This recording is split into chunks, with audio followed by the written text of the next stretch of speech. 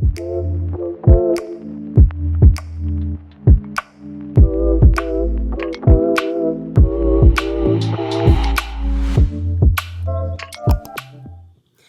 back to my channel. In today's video, I'll be sharing with you all my thoughts about the trim that I got on March 28th of 2026. All right, so let's start with the first question for myself, since I made notes just for this video. Okay, so did I need a trim in the first place? Based on how my ends looked in my Rev Air routine video, I thought my ends looked amazing. They looked really good.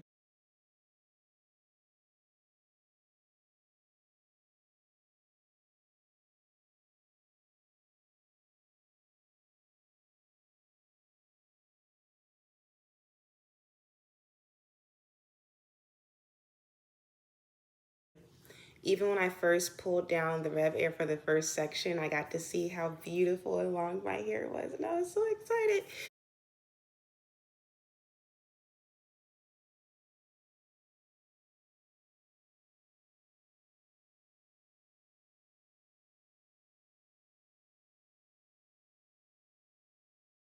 But yeah, when I first saw that initial piece come out of the Rev Air, I was like, wow, my ends actually held up pretty well over the past 3 months, and I was pleasantly surprised. So I say that to say I thought my ends looked great. However, as I told y'all in my initial 2026 length retention video, that I have a routine for when I get my hair trimmed that was based on the first year of me doing a protective styling challenge with wigs. And like I said in the previous video, my stylist ultimately would cut my hair every 3 months because that's when she would notice some damage of some sort. So as a result, I decided to keep the same routine for 2026, just to stay on top of any type of damage, and more so to do preventative care for my hair and not reactive care. So that's why I stuck with the every 3 months and went to the stylist in the first place, because I wanted to see if I needed a trim. So back to the question, did I need a trim in the first place? I thought my ends looked really healthy. But I also understood the importance of a routine and having a professional assess my hair, because there might be something that I'm missing since I do not have the professional eye nor experience. Okay.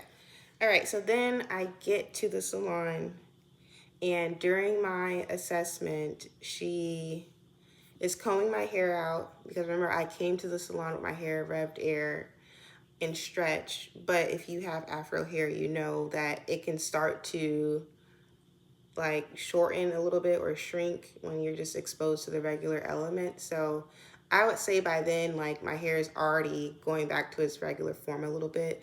So she did have to do a little bit of combing. And I noticed that my roots were not as detangled as I would like. And it's likely because, like someone else mentioned in my comments, the Denman D38 brush, its width is pretty wide. And so if you really want to get the roots of a given section, I would need a brush with a smaller surface area.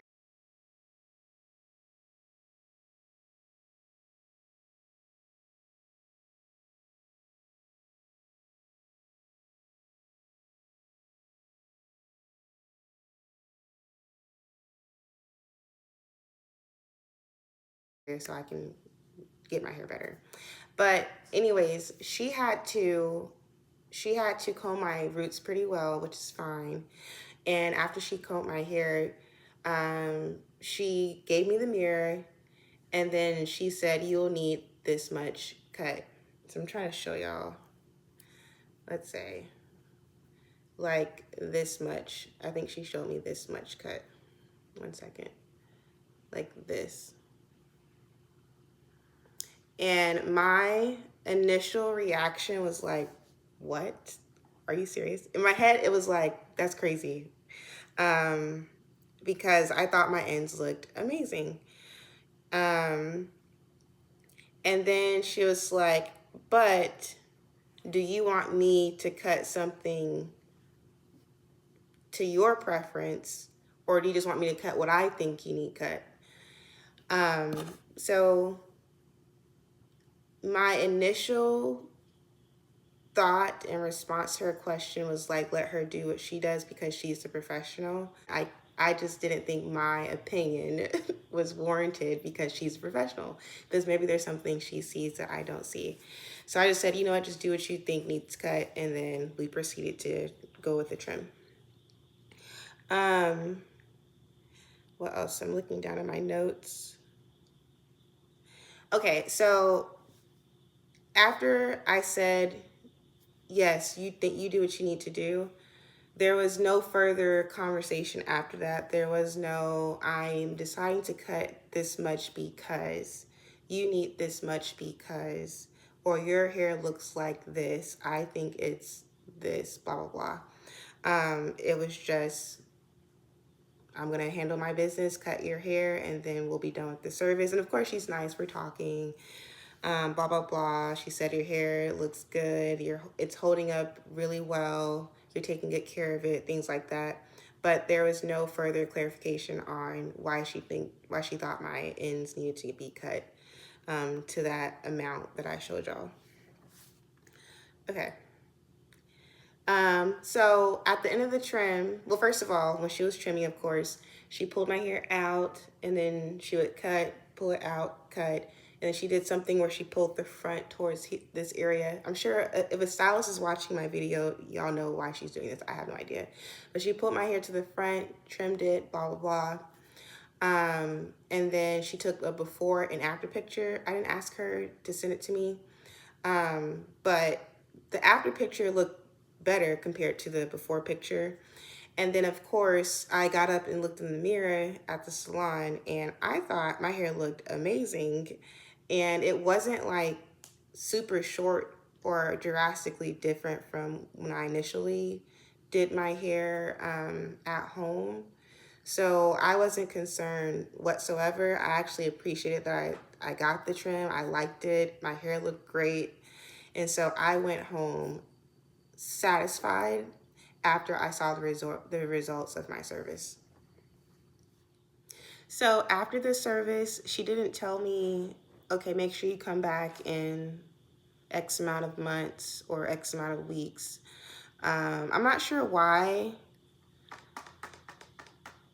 I don't know, but I think she is probably at a point, and I'm just making assumptions, where she believes I have enough knowledge to know when I need to come in to see her.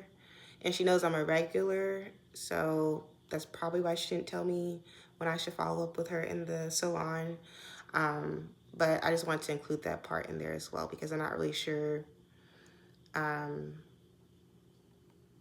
when the next follow-up would be from her perspective. And she also didn't tell me if I had split ends or anything like that. There wasn't much of a conversation had, which is probably surprising to y'all because I'm pretty anal about my hair, and you probably would expect me to ask a lot of questions as to why she's doing what she's doing. But the reason I think I did not is because we've built trust over the past year and 3 months now. So I have backed off on like questioning as much as I used to in the past, and just given some of that control to the professional, which is why I just didn't ask as many follow-up questions as I typically would. But I think I might, we'll get into that later. But that's why I didn't investigate further when she, again, showed me how much she thought I needed trimmed. Didn't ask about when the next follow-up would be. I just got my service and was satisfied and left. So I'm trying to recall my reaction to my hair once I left the salon. I know I was feeling good. My hair was looking good. Yeah, I was in the car and I finally got home. And then I looked in the mirror, and of course my hair was shorter than it was before I went to the salon. But it felt more short than what it did in the salon for whatever reason. I don't know why. Um, and that's when I thought to myself, I feel bald head. But of course, I'm being dramatic. But that's what came to my head. Like, oh my God, I'm bald head. Um,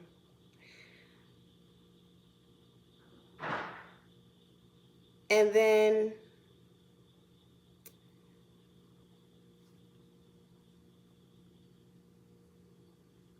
I don't know. I think I was just surprised at how much hair she thought I needed cut off because to me, my ends looked really, really, really, really good.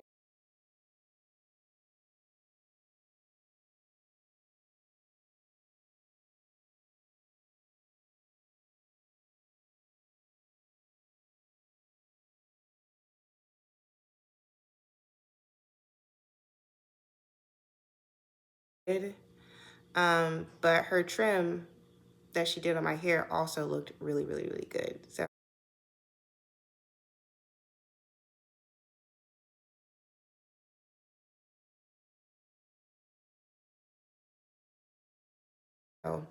that's why part of me thinks that the reason she cut off the amount she did was likely for aesthetic purposes to maybe even out my hair a little bit. Okay, so next part, how do I feel now that I have the trim? So I think the day of, I was first feeling satisfied in the salon because my hair looked great and it didn't look like super different from when I was at home. But then as I, of course, got to look at my hair, compare the before and after footage in my phone, um, I became a little bit frustrated because, of course, I was growing my hair out for 3 months and it grew to a pretty great length. It grew significantly in 3 months. And in my opinion, it looked very healthy. So I did feel a little bit frustrated because technically I am set back a little bit now and I'll have to re-achieve that length of hair growth, which takes time. And it's an investment, although it's not like a huge investment. Doing my hair is not that big of an investment, but it does take some of my time, and it's kind of annoying because I do want to progress pretty steadily, so that I can just go ahead and achieve the length of hair that I want to achieve. So the feeling that I felt was frustration and a little bit of annoyance. Um, Once I compared my before and afters at home. And then, of course, after that happens, I settle into like what happened. I think about it, um, reflect on it, and then I start to feel content. So I would say now I'm feeling content about the trim after I've considered the positives of the situation. Okay, so what is the positive? The positive about this entire experience is that um, there is a lesson in every experience in life that you have. And so I did learn a couple of things about this that I plan to implement in the future. Okay. So the first thing I would say I learned, and I already knew, but I think this reminder serves as a reminder of this point, and it's number one, it's okay to speak up if I'm unsure about what my stylist is recommending, even if we already have pre-established trust, a pre-established alliance. It's okay if I disagree with my stylist or if I question her despite her being a professional because it's my hair. So next time around, if she recommends a certain length, I will say, oh, why do you think I need that much cut off? Can you explain that to me? Are you seeing any split ends? Do you think it's because of my hair is not being even? Or do you think my hair looks damaged or there's something concerning to you? Just help me understand before we cut it off because I don't want to go home and be unsatisfied. So that's what I learned from the situation. It's okay to speak up, even if you trust your stylist. Like, it's okay because it's your hair and it's your life. And moving forward, I don't ever want to leave a stylist chair with having regrets. I don't want to feel regret about anything. Okay, so the second thing, what else? I would say, although I am not a professional, um, I do have a lot of knowledge about my own hair. So I've seen my hair when it's been damaged, and now I'm seeing my hair for the first time where it's actually pretty healthy. So I can't be too quick to discount my observations just because I'm not a professional. So with that being said, for me, I thought there was nothing wrong. Well, I didn't think there was anything wrong with my ends. My ends look pretty good to me. I was actually proud of how good they looked. But I didn't, did I examine it with the intent to search for split ends? No, it was just like a generalized, observation. They look pretty good. They're even from root to tip. I didn't really see any splitting whatsoever. So to me, my ends looked good. And so it's important for me moving forward to remind myself of what I observe when I go into the salon, because my observations are just as valid as my stylist's observations. And it should be like a team effort or a team approach. So I have to, again, speak up for myself and acknowledge my observations despite my stylist seeing something else. So that's my second thing that I learned. What you see and how you view your hair is important. And with that being said, that should give you the confidence and the courage to say something if you feel as though something's off. So that's number two. Number three, from this experience and just reading some of the comments, asking my sister questions as well. I would say my sister and someone else in the comments gave pretty good advice, and that would be, given my hair is so healthy now, and now that I've had a trim so early on in the year, I can probably go longer without having another trim for a while. Primarily because I finally know what I'm doing when it comes to my hair. I know the technique that I use in order to maintain length and healthy length. So that should give me enough confidence to be like, okay, you don't need a trim every 3 months. Or I can see for myself, my hair looks pretty good at the 3 month mark, and then just keep going to the next 6 months, and the next 9 months, and then potentially the next 12 months.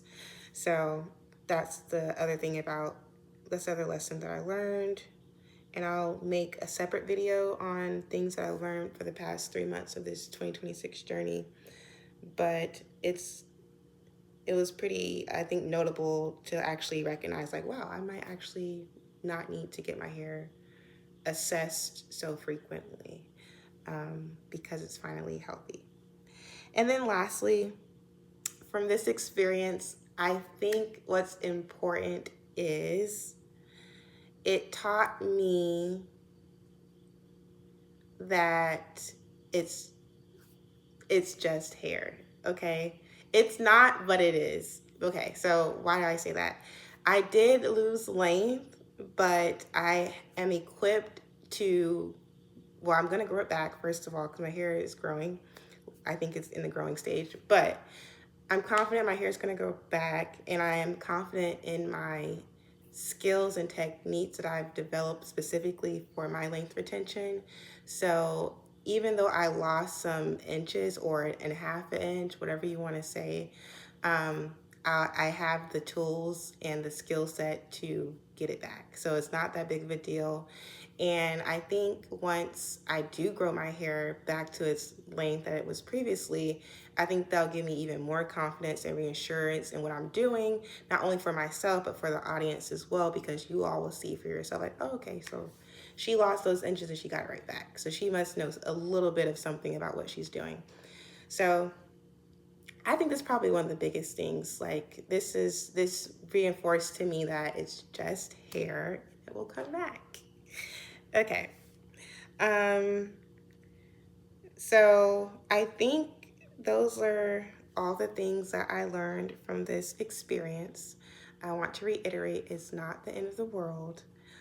This is a journey, and you make mistakes, and then you have successes, and there's going to be ups and downs. So it's honestly what we should expect. But I know natural hair is a sensitive topic, it's a sensitive experience. So I understand why some of my subscribers or viewers responded in the way that they did. However, I just want you all to know I'm moving forward from the situation.